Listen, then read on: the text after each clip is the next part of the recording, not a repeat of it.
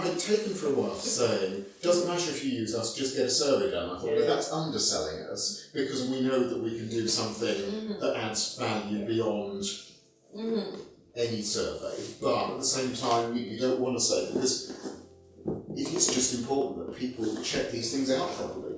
Yeah. And happily, I know that you know that, and therefore you're not going to have people buy something that needs checking without that happening. But so many people are in such a hurry to buy something right now in Portugal, and it worries me a little bit for them, because they might get stuck with something that they can't live in or sell, and that's what worries me. Well, it's such a hurry to buy, and then such a hurry to restore. Yes. And so it's those two things, whereas we saw the other day where somebody's bought something, has been doing bits and pieces, had to change workmen all the time, and the house is a complete disaster. Part of it's falling down, and it's just unusable and unsellable. Yes. And you have to feel for people in that kind of position. Well, and they were people who essentially have been doing it as a sort of a pre-retirement project, putting most of their spare money into something. And, we feel really badly for people in that situation. You can't just look at it and think, oh, what a disaster. No, actually, that's somebody's life. Yeah. But with the old property, it tends to be a lot more complicated. I noticed here, is this the original flooring? It is. This is really interesting in that this... It's actually quite light. It's unusual. Usually it's darker wood. Yeah, it was. We And had it it's like sanded and revarnished in December, I think it was. Yeah. Really quite recently. And what was really interesting is that the people that did this for us, who are brilliant at doing these floors, so this is essentially the last time that this floor can be sanded, because it's still got some thickness to the wood, but it has an older kind of joint. Now they're those tongue and groove ones like that. This is just kind of overlaid at the edges. And if you do it again, there won't be enough at that point, because this is potentially up to 200 years old. Wow. But it is interesting that the types of wood in Portugal that, as you might expect, are not like that you find elsewhere, but you have a lot of pine flooring. Pino Nacional, the pine was everywhere.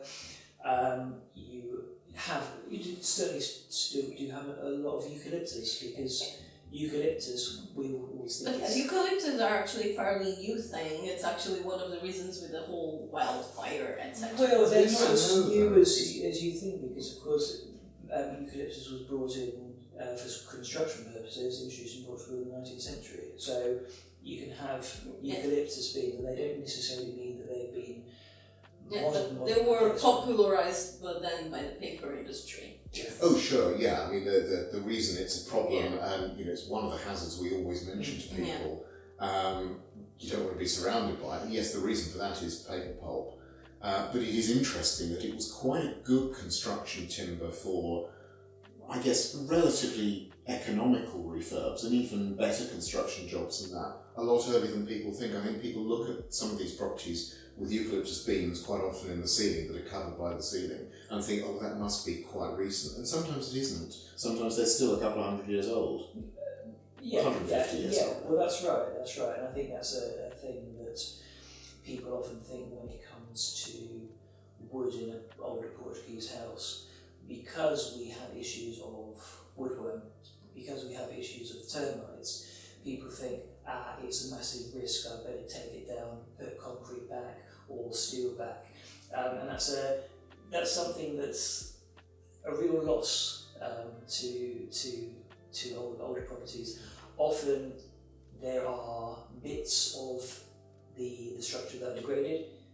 You can replace that bit or reinforce that bit, and it will do you another 50, 100 years.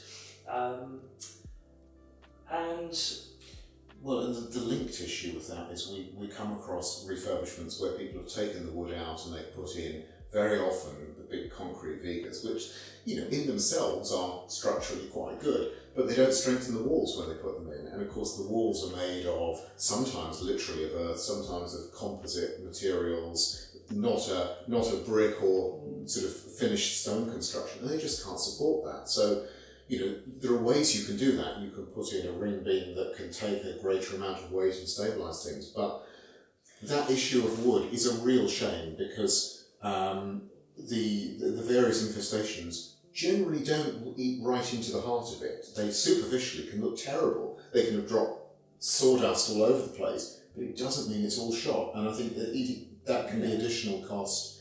And a lot of builders these days find it easier to work with concrete or steel. So that means that they tend to prefer to do what they know they can do rather than fiddle around, in their view, with a few pieces. It often takes longer, but then of course in the past, okay, you can kiln dry timbers, they should be less prone to it, but a lot of the woodworm damage may well not be active, may have happened within the first 10 years or so of its life. So, you know, in certain cases over 100 years ago, and it's just not there. It's just, I think, people get spooked by it.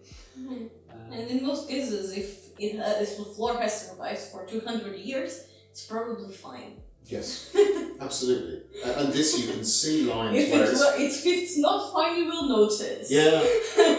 No, I mean, this has lines where it's been eaten in the past, but nothing's happening now, and it's a lovely floor.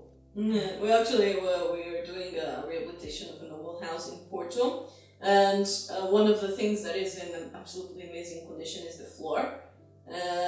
And the client was also quite worried about it, and we just included an inspection and a disinfestation, and then before the sealing. But the thing is that floor is really incredible for the old age that it has. Well, if it's not if it's not subject to humidity, then it should. It's a very durable material. Yes, and you'd spend a lot of money getting anything of that quality now to replace it. Yes, definitely. So, you may need to invest a bit in bringing it back from the condition that you find it in, but what you'll have is something that is, in a sense, priceless compared to what you could otherwise get. Yeah, but when the wood is rotten, you can tell. For example, in the property that I want to rehabilitate in my father's farmhouse, it does have some sections where the wood is rotten, and because if you step on it, it's mushy. Yes, so, exactly. Yes. Yeah, and that's why it's helpful to get somebody who's with experience, who can tell you which bits are rotten, which bits can be restored, and just having an overall strategy to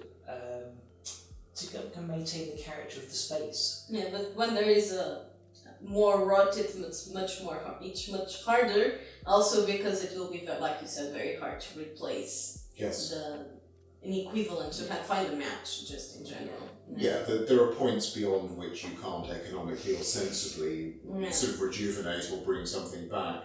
But I think part of the thing is working with the people that the owners or the purchasers to establish clearly for them what is realistic, because they need kind of a good plan to go to the builders to get the quotes from, so that they actually are kind of sold the job that they want and that the house deserves, as well as the owners deserve, not necessarily what the person that's coming to give a quote wants to do for them.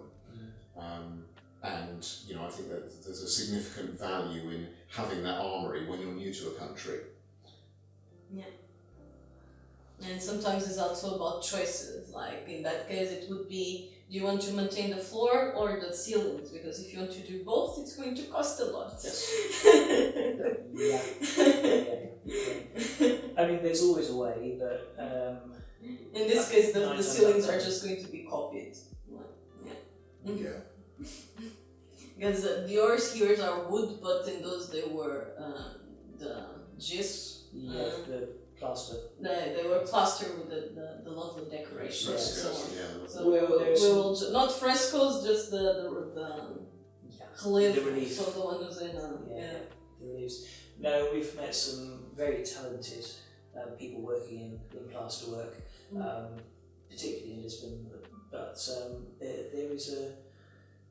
there is still that that skill left in the market in Portugal. In this case, we're just going to copy the molds, the ones that are there, and then put them Exactly. back. Yeah, Because and if maintaining them would be more expensive. Oh yeah, no, absolutely. But that's an authentic way of doing it. Taking a mould of what's there and then recreating it. There's nothing wrong with doing that. It would just be a shame to put up a false ceiling or to just smooth it all over in the future if you can do that extra work. Well, the overall aim is the safeguarding of the structure as much as possible, at least. Yeah, and its artistic and cultural significance. And sometimes that's very low key. We're not talking.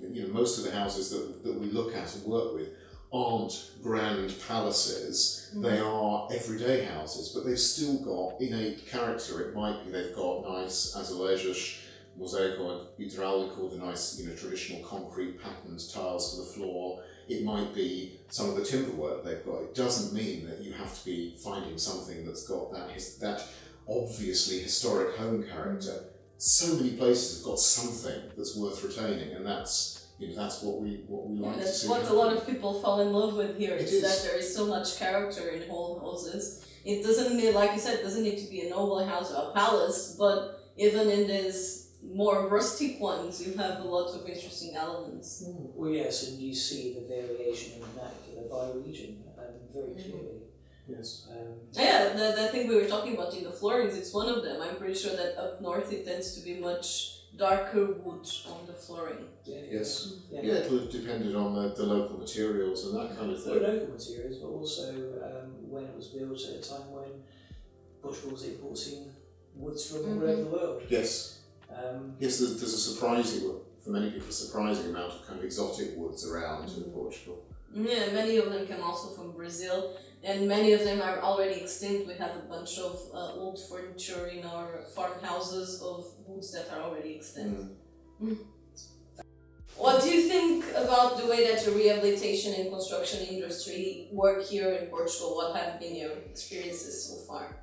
I think the objectives are great, and I'm so glad to see that certain areas are really running with the idea of rehabilitation, the idea that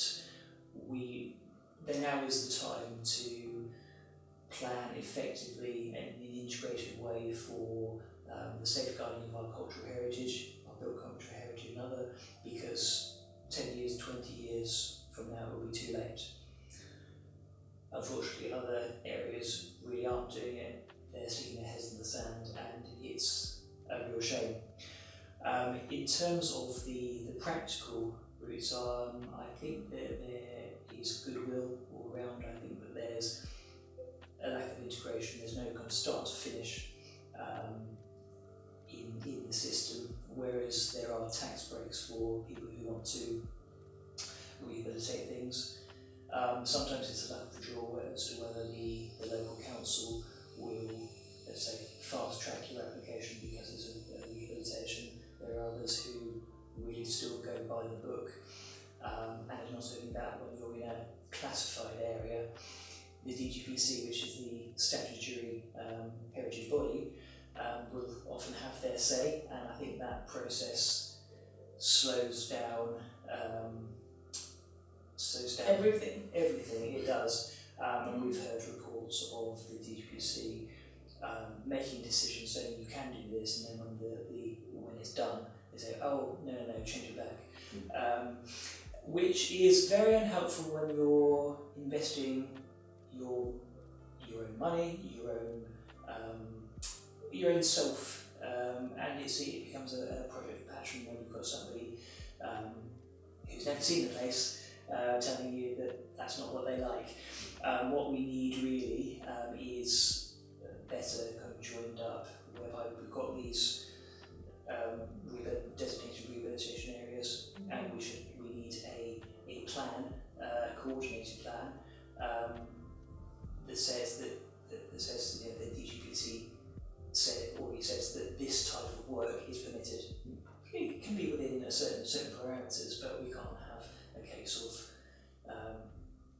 there being kind of roadblocks placed in the way. When it comes to construction companies, there are many of them in Portugal, but they're always busy. They're always kind of running several projects at once, so there can be some kind of discontinuity to the construction work. I think it's always good to not to rush into contracting a contractor. It's always good to ask around to wait for the right one. Because there's always this excitement when you're taking on a rehabilitation project that I've got an idea how I want it to be, I've got the project approved, now we need to do it now. And sometimes it's good to take your time. Yeah, and it's often the case that one company can't do everything. So. Well, and just to sort of expand on that, I think one of the issues tends to be a tendency to try and go for one main contractor who can make everything happen. Even if you've got a detailed plan, you want to give it to one person or one team. And the reality of particularly restoration, but even new build construction, is that that's not how the teams work. And what happens is they end up taking on too many jobs. And if you look away, so if you're not living there, if you're not nearby, you haven't got somebody supervising it, they may disappear to do something else for a while because that seems to them to be the more important thing. And it's a frustration, it's a very common one. And it's not a deliberate intent not to see good on the job that they've agreed for you. It's just a different way of working to what we're often used to. So you need to keep your kind of eye on the ball with it. And if you've got, again, that patience that we mentioned earlier, just hang on for the right people. And if you need to wait a few more months because they say, well, actually, we're booked out until September, October, maybe waiting until September and October is the better option than somebody who might be able to start in 3 weeks' time, but might actually not start for 3 months, and then they might still be going on well into next year. So it's just giving yourself that space. To say, I don't believe that anybody, or very few people, are actively trying to cause problems or trying to drag things out. There's just a kind of a glitch in the system somewhere around that. Yeah, I think that's a kind of a cultural thing. Here in Portugal, there's very much a mindset that we call desenrasca. So we just find a way, we see how it goes. Yes. And then if it's not going well, we find a solution. That's pretty much how Portugal works in general. And it can be very frustrating for people that come from places that are organized because it's not organized at all. No. And like you said, the cultural heritage and patrimony, I don't remember the name of it now. Those kinds of public entities, it's very much that problem. Often it's just organization. Because when my father's farm was inspected by one of these agents, and he actually was super nice and agreed with everything my father said because he did a lot of research before. My father was really into history, so he kind of had like a whole file on the thing.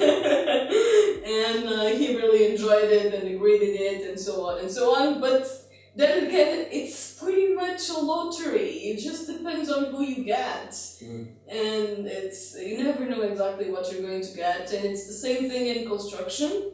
So it's probably better to go with someone that you already have a reference and some projects to show. For example, with my client, I often go to works done by that contractor, just see other things that they did, just as a show of trust that they are trustworthy and so on. But it's hard because, like you said, often the good ones are usually busy. Yes. Yeah. No, it very much is the case, and I think it is helpful if you have a good understanding of your house before you start to work on it. Have an understanding of why it is laid out the way it is, why certain materials are used and not others. And I think one of our three main I guess recommendations for people looking to rehabilitate: when you're buying an older house, undertake the minimum intervention possible, because these houses are are the way they are. They've been handed down to us in the particular way they are in a particular form for a reason. Make sure the materials that you use are compatible, as we've spoken about, replacing wood with concrete. That can create all sorts of issues in terms of stability, and it is unlikely to meet earthquake regulations. So not there are many here, but yes. Well, no, I mean now with the new law, the 2019 law, which requires all major rehabilitations to meet earthquake regs, it's an increasing thing for people to think about alongside thermal insulation and things like that. But the last one is reversibility. You take out a wooden floor, put a concrete one, or you stick an assemblage to the wall with a concrete or a massive glue render. You can't take it off again. You can't take it back to where it was. And of course, that means that puts in jeopardy the structure's chance of survival into the future. So I think that those are our three main recommendations. Yes. Yes, and I think linked to that last point, again, just referencing that thing about we're not just talking about seriously old, very valuable properties. We come across fairly straightforward properties from the 19th century, the early 20th century, which were built in traditional construction, that people have done concrete work typically too. Mm-hmm. And that level of problem can happen in any kind of house. It can be an extension that's stuck on the back, that's starting to fall away and possibly pulling a wall with it, that's letting down pin, that's causing those kind of things. So I think that reversibility point is really important, because if you are thinking, is whatever I do something that could be turned back subsequently, you may never want to, in your lifetime, in the next lifetime, but if it can be undone, it gives your property that chance. And if you find you've made a mistake, you can do something about it as well.